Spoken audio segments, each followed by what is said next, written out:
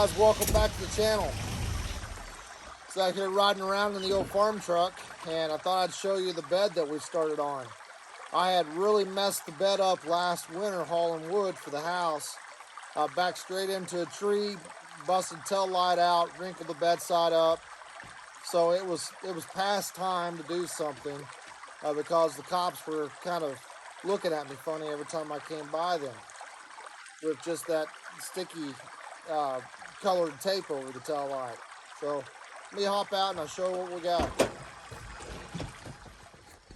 So like I said, we just got started on this bed. It's far from being finished, but I really wanted to do a video of us actually building it, but it was kind of one of those things that we made a little time here at the holiday, and I just kind of busted it to try to get the bed on there so I could continue driving it.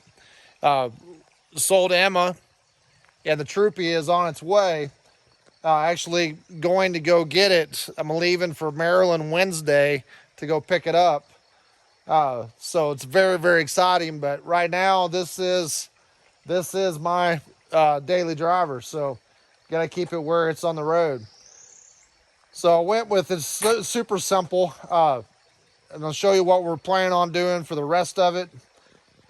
So it's 2x2 1/8" box tubing, 1/8" diamond plate for the bed.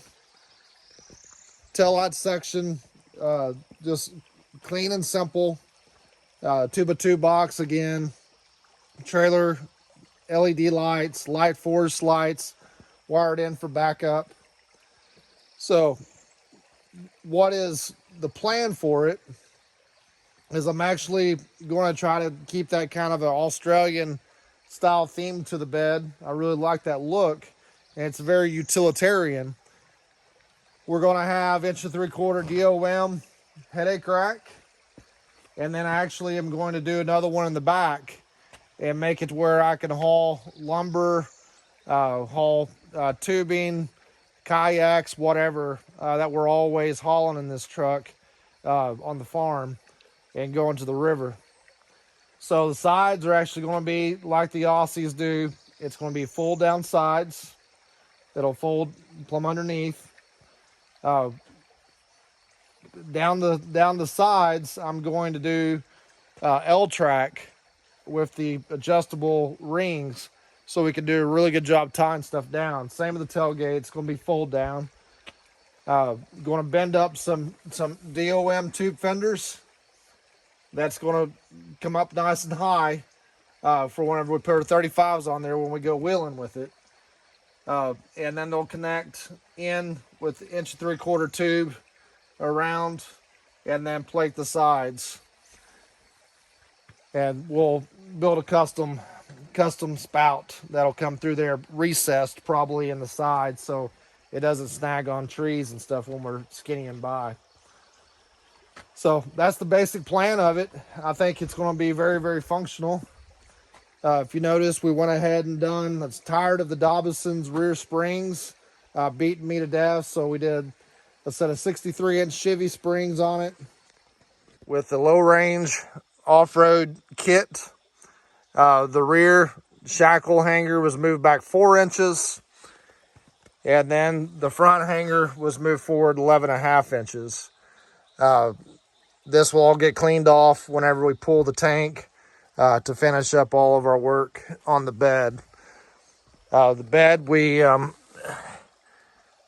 just used some 2x4 box. That'll all get cleaned up a little bit better whenever we pull the bed off to finalize it.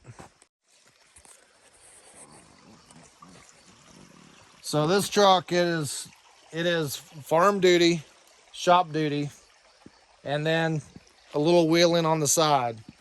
It's going to keep that theme. It's easy for me from being from the rock crawling background with these trucks to accidentally turn it into a rock crawler, but I've done really well on keeping this truck as a farm truck.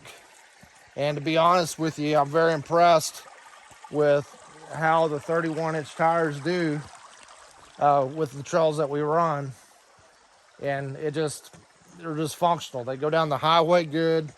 The truck runs great, and just all around, I feel like 31s for daily use and normal farm use are a lot better choice than running around on 35s all the time.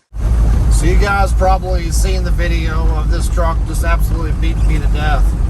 Going from the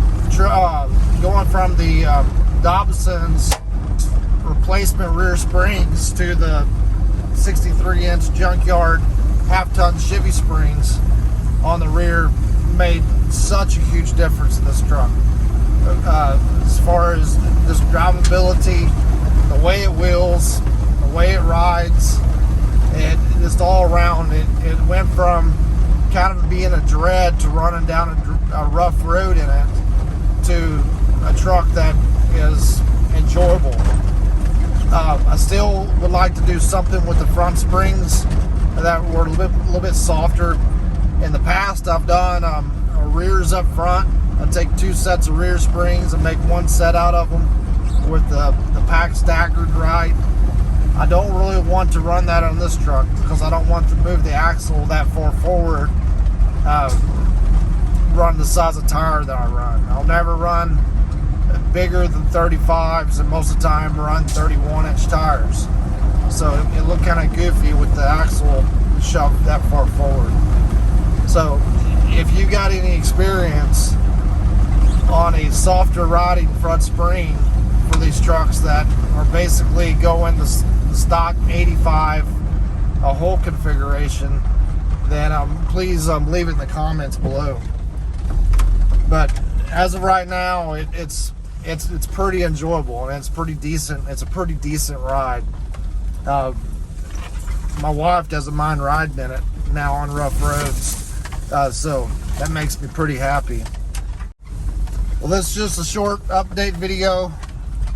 We'll get into it a little bit deeper in another time. But remember to like and subscribe. I really appreciate you guys supporting me. It means a lot. I know the content has been far and few between here lately, but it's just the nature of life right now for me. So please just hang in there with me, and as you have already, and we'll see some interesting things coming. I'm going to do my best to document the trip to Maryland this week to pick up the Troopy, and you'll get to see my reaction to it for the first time. Whenever I see it for the first time, I've